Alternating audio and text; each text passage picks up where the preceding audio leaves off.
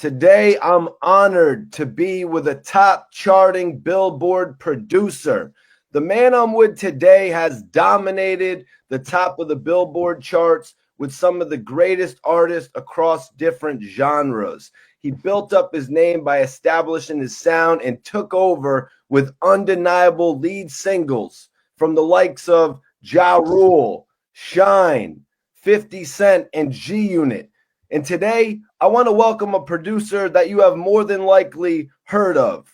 You have probably played some of his music in your whip or danced to it in the club. You might know him from street radio, or you might know him as JIMI KENDRIX. Either way, it's my honor to welcome him to the show today. Oh, damn, Mike, you serious? That's for real. That was dope, bro. Really dope. Really appreciate that. So thanks for the intro, superstar. It's an honor. It's an honor to be on the show. Yeah, man, it's great to have you on the show today. First, I just want, you to explain where you come from. Can you tell me about growing up in Queens? What was your experience like, and what part of Queens were you actually from? Born and raised Hollis, Queens, New York.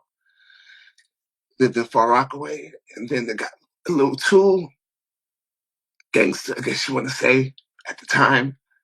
So my mom was like, yo, we flying off the buses with people shooting back and forth between each other. It's time to move. So went from Far Rockaway to Jamaica, Queens, Hollis. And that was like the beginning of that young love of music, growing, learning, and Hollis, Queens showed me a lot. It taught me a lot, Yeah, I got love for Far Rock, man. Rest in peace to Stack Bundles. Salute my guy Keen Streets. That's what's up. I worked with both of them. Dope people, Chinks, Stacks. Being from Far Rock, it's not really they call it the sixth borough. So we're also known for having a lot of that come from there and put in a lot of work. So the name was not always, it was notorious, but not always for something good. But the musicians and the artists that we did have there, they were undeniable. Stacks and Chinks and the Riot Squad. But there was not too many, producers that I know of that were from that area. So when people say where I'm from, I say I'm from Hollis, but I was born in Far Rockaway. So I'll never forget where I'm from. That's where I always where I was born. That's where I always will continue to get back to. Which even I'll tell you about later what I'm doing in that area, in that community. I'll talk to you later about that one. You actually got the chance to work with Stack Bundles?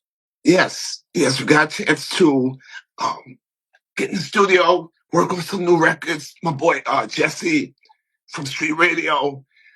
Also, but the only thing I regret is that we didn't really get a chance to work for a long amount of time. Because by the time we got a chance to work with him, he had got killed. So it was like, damn, you know what I mean? You wish woulda, shoulda, coulda. You know what I mean? It was one of those type of feelings. Chinks came out of jail. He was in the studio with us. Went right into the studio, and we were working on records right away. So that to me was like, okay, cool. I get a chance to really work with someone and then see them blow and get there, and only to end the way it is, that they did. It's kind of messed up, kind of fucked up. That, pardon me, I don't know if I can curse, so feel free to bleep out my words sometime, But it's kind of crazy that they had so much potential, and yet it was like the luck was just horrible. You know what I mean? 1, 2, it's just like, damn, we couldn't get a break. So rest in peace to Stack and Chinks. Yeah, Definite legends. Rest in Definite peace. legends. Yeah, Chinks actually credited me with going to Far Rock and shooting his first music video. What? That's dope. That's dope. Okay, so your background is also in film. I had done a few videos back in the day. So when Chinks hit me up, he was telling me, yo, I just got out of jail. I really need to get going on the blogging tip. So I was like, you know what? I'm going to go out and work with Chinks. Then, as you said, he got the situation with French Montana. He got all the records on radio, which was crazy.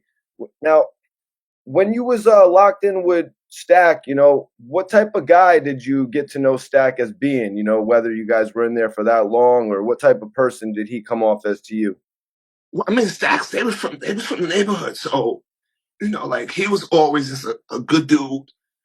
He was a fly guy. You know what I mean? The girls liked him. He was always flashy. Whatever you knew him to be on TV and on the videos, that's how he was at home. You know what I mean? He was loved. He was embraced. And, we knew something was going to happen. He was going to make it. You know what I mean? And for the most part, he got there. He got the notoriety.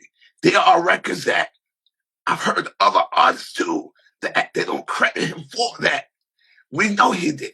You know what I mean? We know he was involved with writing those records. So he was a dope artist, a dope writer. His brand was coming together, and people embraced him, which is why I can see why when he made it in the industry, people were like, yeah, they believe. He was a great storyteller, amazing storyteller. He can tell a story on the record and have you took you for a ride. So artists like that you don't find today. You know what I mean? The Kendrick Lamars and people like that. So it's tough today compared to back then. People don't know what real lyricism was, and being witty and just being able to put it all together. The artist with the product, with the music, with the vision, with the it's a lost art. A&Rs are not who they are anymore. So that's where today's artist is missing out. Yeah, with the A&R. Yeah, facts. That's one of the first ways that I came into the game, because back in the day, 2009, you wanted to join a record label. Now it's all about podcasting. So me doing interviews kind of went hand in hand with that. That is so true. The brand did the I guess you could say like the way that people saw things before compared to now, or actually being back in that time and then seeing how it's evolved. Back in the day, social media wasn't really podcasts. That shit was, we didn't give a shit about that. We were living in the moment. You know what I mean? In those moments. Facts. And now it's like everything now is about content. Imagine if those cameras were rolling and podcasts and social media was really back then. The type of stuff they would have saw, crazy. It was about peace of mind back then. Yes. Artists had, you hear about artists. You didn't necessarily see them, but you heard about them. Wu-Tang, this and this, Bad Boy, Jadakiss and Lox. And you heard them before you saw them. Now, you see everything before you just about hear it. So it's just different. It's a different game compared to how it was then, So let me ask you a question. What's up? How'd you get that name, the superstar? Mikey T superstar. Mikey T the movie star. My brother's actually a director, right? My brother's been directing movies since he was like a kid. He'd get all the kids from the neighborhood to come and film movies. Like he'd paint them up in face paint to play zombies, or you know what I mean. He took it there. He filmed his own version of The Stand. That's fire, bro. He went on to become an actual director.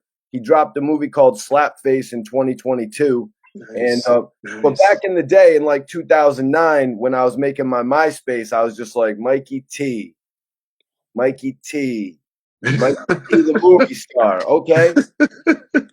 And it was kind of corny. You know what I mean? People would be like, yo, it's kind of corny or whatever. But that's why I had to make people believe in it. So I got every major rapper that you could believe saying, shout out Mikey T the movie star, from AZ to Rick Ross That's to, my boy. you know what I JayZ. mean?